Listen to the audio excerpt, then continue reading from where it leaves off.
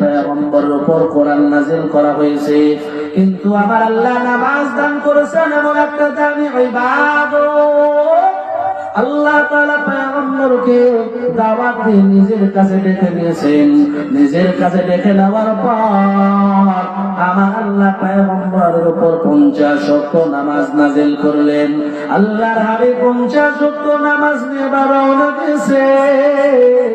প্রতিমধ্যে দেখা হয়ে গেল পয়গম্বর মূসা আলাইহিস সালাতু ওয়াস সালামের সঙ্গে। পয়গম্বর মূসা আলাইহিস সালাতু ওয়াস সালাম বলেন, ও হাবিব, ও পয়গম্বর, আল্লাহ তাআলা আপনার উপর কি নাযিল করলেন? আপনার উম্মতের জন্য আমার আল্লাহ কি হাদিয়া দিলেন? পয়গম্বর বলেন, আমার আল্লাহ আমার উম্মতের জন্য 50 ওয়াক্ত নামাজ নাযিল করেছেন। মূসা পয়গম্বর বলেন, আপনার উম্মতে 50 ওয়াক্ত নামাজ আদায় করতে পারবে না, কারণ আমার উম্মতের উপর 2 ওয়াক্ত নামাজ ছিল। আমার উম্মতেরা 2 ওয়াক্ত নামাজ ঠিকমতো পড়তে পারে না।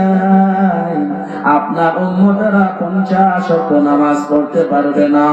যা আল্লাহর কাছে একটু যান, আল্লাহ তাআলার কাছে গিয়ে একটু আপনার নামাজগুলো কমিয়ে নিয়ে আসুন।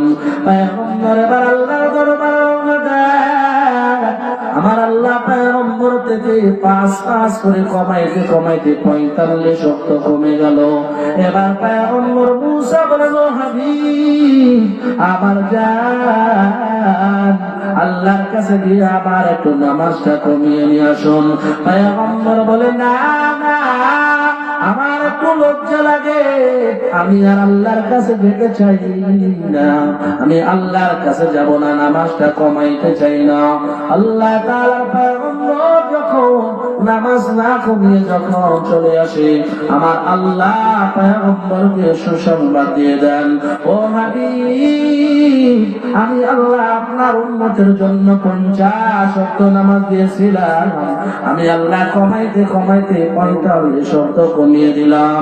ও হাবিব, ভালো করে শুনিয়া নিন, আপনার যে উম্মত সময় মতো নিয়মতান্ত্রিক ভাবে 3 রাতের মধ্যে 5 ওয়াক্ত নামাজ ঠিক মতো আদায় করে নিবে, আমি আল্লাহ আপনার ওই উম্মতের উপর 50 ওয়াক্ত নামাজের সওয়াব দান করব।